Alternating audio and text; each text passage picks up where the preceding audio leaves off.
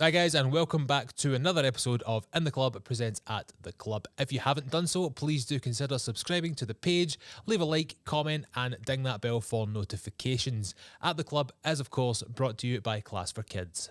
Class for Kids is an industry-leading booking and management software designed for kids' activity clubs. We work with 250,000 monthly users around the world to help them save time on admin and organise their business. If you'd like to learn more, click on the link in the description below. So on this episode, we have a very special guest as the Director of Narrative for PlayStation, Kim MacAskill. Kim talks to us a little bit about her professional journey and how she has navigated both the successes and the pitfalls of her career so far. Kim, thank you very much for coming onto this short wee podcast. It's great to see you. Haven't seen you in a long time. Yeah, no, I think it's been about, I was going to say 10 years, but I think that was just me massively flattering myself, stroke having a nervous breakdown. I think it's been closer to 20 years? Something like that. Yeah, aye. Right? I know. It's not nice to think of when you left school. That's always the kind of the barrier, the hurdle, wasn't it? When you kind of you can trace your mental decline is when you left school. Oh, Certainly when absolutely. But yeah, my brain will forever think I left school 10 years ago. I could be in my 60s and think I left school 10 years ago. It's just that's how it's tattooed in my brain.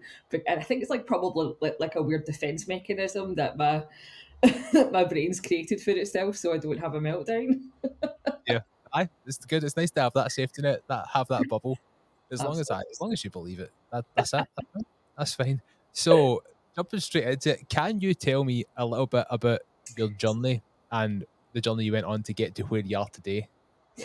I can do my best. It'll probably take the entire podcast series because what I will say is I'm definitely not one of these people that had a dream, went for the dream, and the dream happened. If I was to describe my career, I always think of like a bowling alley when you have the bumpers that kind of go up and someone throws a ball and it just bounces everywhere until it finally smacks something at the end. That's been my entire career progression.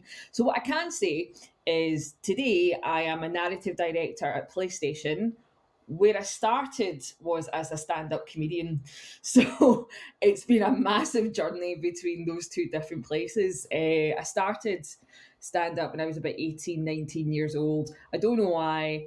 It just felt like something I really wanted to try. And actually, when I started it, I didn't realise that comedians wrote their material. I was never a particularly bright person at school. I don't know how much you remember about me in school, Brian, but I wasn't the brightest. I thought comedians made things up on the spot.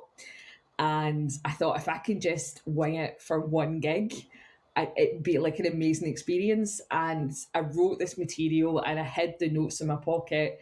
I went on stage. The gig was good. I enjoyed it, but I felt like I cheated. So then, when the owner of the place we noticed that the Stand Comedy Club asked me if I'd come back, I ended up confessing like he was a priest. I was like, I'm really, really sorry. I wrote this before I came. I just wanted to try this. I hope I've not upset you.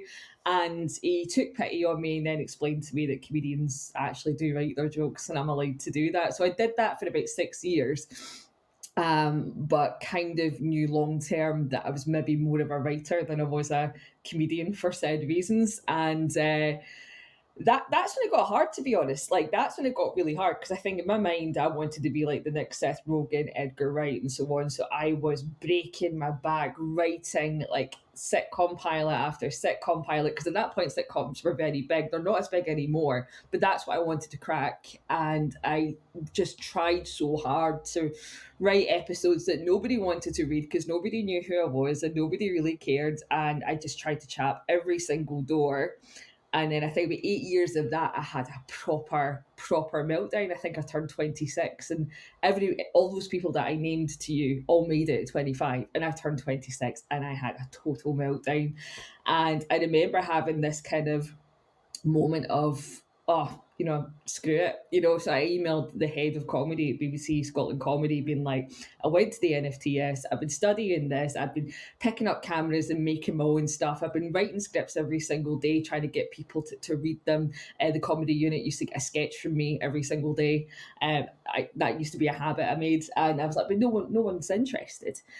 And I was expected to be told to go and look at the job listings page, but he actually invited me in for coffee. And it was the nicest thing I think anybody had done for my career in about 10 years. And he just looked at my CV and said, you're not doing anything wrong. You just need a break. and once you get that break, you'll be sorted. And I left feeling a bit better.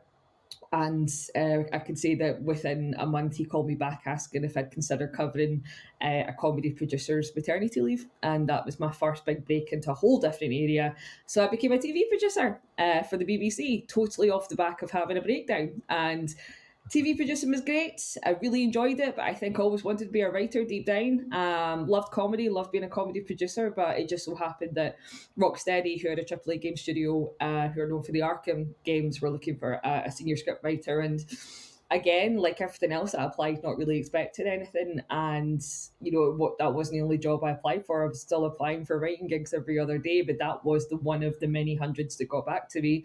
I did a writing test and then started a career in games, and so now I just kind of continue a life of, I'd say games is my bread and butter, but I will write TV, I will write film and podcast series occasionally as well. So it's been a total mix up, and that's why it takes so long to explain. But the journey itself is, even though I've been able to put that into about 6-7 minutes, that is nearly about 15 years worth of me just banging doors. You know what I mean? So that was the journey. Yeah, that's amazing. That's kind of like one of the things we hear a lot. Like here, we talked to a bunch of guys, and I talked to a bunch of like students, and they kind of like the coaches kind of try and instill in them that, whereas you might have this idea of what it is you want to do through like especially in like performing arts. So if you're going to like a theatre school, you're doing theatre classes, doing drama at school, and you want to be an actor, there's so many different avenues that you can go from there that could be a million miles away from like, oh, I want to be the stage actor. And Absolutely. testament to that a wee bit with like starting off like your kind of career journey, which is fantastic. It's so true. I mean, I think when I really wanted to be a stand-up, my best friend really wanted to be an actor, and as it goes, she's now a voice actor. But I still remember the moment when she realised that, the ongoing saying is that you get treated much better as a voice actor than you do a general kind of stage or screen actor. And I think when she realised that, she's like, I just want to do voice acting. I think she got into her 30s and she was like, I don't need the Oscar. I don't need the BAFTA. I just want to make good money and be treated well for what I do. And I think that's something that people can maybe relate to a bit more as they get a little bit older. So absolutely, I think what you set out thinking, is your ultimate dream. You change as a person as you get older. I was so extroverted when I was in my teens and so extroverted in my 20s. I'm actually a lot more nervous these days and a lot more self-conscious. I think life just battered some sense into me. But, as a stand-up, I thought I wanted fame. I thought I wanted to be known. The thought of being known and famous now terrifies me beyond belief. I would hate that now, but in my 20s, that's all I wanted. So it goes to show you what you think you want when you start out. It changes as you develop. You just never know. So keep an open mind for sure. What's one lesson that any one of your jobs or your career has taught you that everybody should learn in life? I think the biggest thing that I think I've carried with me that has only served me, that I don't think enough people take on board in their own journeys, is humility is a wonderful thing. And when I say having humility, I mean knocking on doors to anybody, asking anybody and everybody, if they'll read a thing or do a thing, because there's a lot of people out there who feel a bit embarrassed about asking somebody to read a thing or to see a thing or to help with something. Don't. I didn't, because at the end of the day, you never know when someone is going to say yes. And those are the moments, even if it's 1 in 100, you're still already ahead of someone who's not trying. It's like I said, in fact, the Stand Comedy Club has this slogan that's written before you go on stage, and it says, abandon your dignity here before you go on stage. And I love that, because even though it's obviously meant to be quite tongue-in-cheek, it's true. If you take yourself too seriously, you're not going to get very far. The moment you start taking yourself seriously, the moment you start protecting your ego over your work, then that is what's going to hold you back. Get rid of the ego, get some humility, and just keep knocking doors, whatever it is you want to do. And don't be afraid to be embarrassed. I've made an idiot of myself in so many different shades that even if I wanted dignity tomorrow, it's no longer available to me. But you know what? I still have a job that I like. So, it's the price you pay. Just get rid of your dignity, get rid of your ego, get rid of all of that, and just try your best, because, at one point we're all going to be in our 60s and 70s. We're all going to be crapping our pants anyway. So it's, you might as well just get ahead of the game. Absolutely. Could not have said it better myself. Could not have put that into better words. In the workspace, in your opinion, what is the most important personality trait to have in a professional setting? Oh, that's a really good question, I think. And so I'm going to focus this on the games industry because what we'll say is with the games industry is different from TV and film in terms of you will be working with the same people potentially for up to 7 years, and that is in a highly creative, highly pressured environment. So going in and thinking you can, have any sense of blame culture or ego, you're never going to last. It is You have to be able to collaborate healthily for a long time while being creative, but not letting that become in any way, arrogant, ignorant, dismissive. So I think that the best trait I think that you can have is there's a word for it, but I'm trying to think of what the word is. Humble. I think just be humble. I think I know it's an easy thing to say, but whether you're a director or you're someone that's new, you are always learning, especially in something like the games industry where it's changing every other year. No one can go into a games studio and be like, I know how to make a game. None of us know how to make a game. We are entirely winging it. Any game that you see shipped is a miracle. And there's a reason why it takes so long to make, is because there's so much problem solving, because every game poses new challenges. But what that means is it doesn't matter what level you're at, everybody needs to be listened to. If it's that's what you need. I find it particularly with some of the younger people, because they come in with different perspectives, and that's how we get new stuff being made. So I think be humble and listen. Be humble and listen. Definitely. Nice.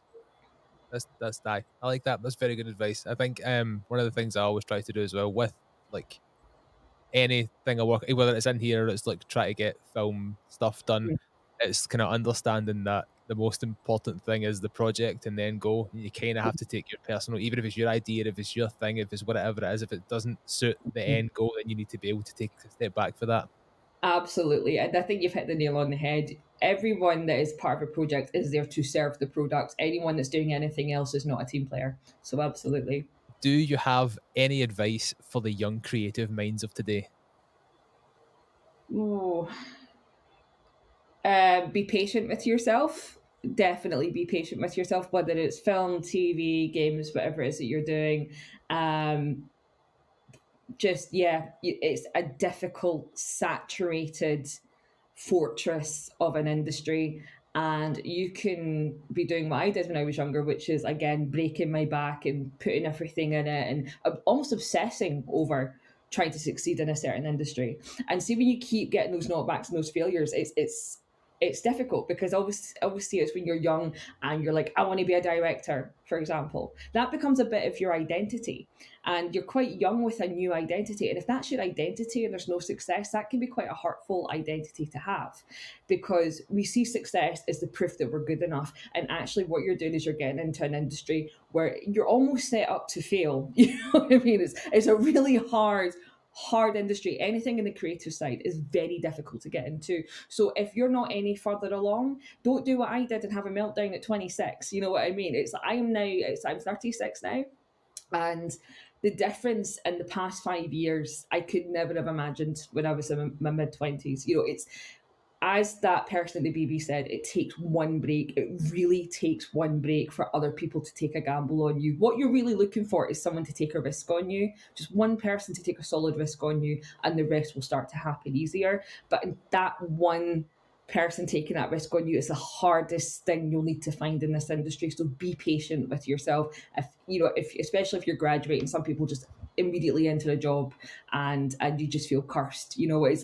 We're all in different parts of the race, and like I said, all it takes is that one break and you can go from 0 to 100 overnight. You never know. So just it's the best advice I can say is just be your own biggest fan, because you're going to need that support from yourself, never mind anyone else. So be patient. Nice. That's amazing. That's fantastic advice. I had a very similar breakdown view as well, because I was convinced that I was going to do it. I was like when Orson Welles made Citizen Kane at 25 when I turned. 26. I'm like, no, that's it, done. Throw everything in the bin. I'm finished. Yeah, but this is it. But you look at people like Orson Welles and again like Edgar Wright and Seth Rogen. You know, Edgar Wright's dad worked for Paramount. Orson Welles was not struggling. You know what I mean? It's that we all start from different places, and it's not to say that anyone that makes it 25 definitely has a helping hand. But you know, it is an industry where nepotism and other means of getting ahead works. I mean, what I can say now is I got a lot more work in television and film, but only because I'm doing really well in games. I know I'm really only of interest because of that. Had I not been working in games, I still wouldn't be getting really anywhere in TV and film. So it's a bizarre industry, and it's an industry of trends and cycles as well. You never know what's going to be popular. Like at one point in comedy, no one wanted a woman writing anything. Now people are gagging to say they have a female writer on something. You never know. But no, I totally get it. The breakdown at 25 when it's a difficult. I think it's something about that time in your life where there's something kind of tricky about it, because that's when people are starting to get serious careers. And if Yeah. you've gone down a creative route and you're seeing your friend that's graduated law school and they're buying houses and so on, and you're still kind of sat there with your comic book collection or your DVD collection with nothing but movie facts to propel you in a party for interesting chat, it can be a little bit depressing. But like I said, it's unfortunately the worst thing about it is, there's a reason why we're shown as alcoholics and tortured souls in our betrayals. For some reason we chose this life, but yeah, absolutely. That's amazing. Well, I'll wrap it up there. Thank you very much for coming on and chatting with me for 10, 15, 20 minutes. It's all good. Happy to do Really it. good. Just want to say thanks again to Kim for coming on at the club and giving us some tremendous insights. If you haven't done so yet, please do consider liking the video, leave a comment, subscribe, and ding that bell for notifications. I will see you on the next episode. Cheers.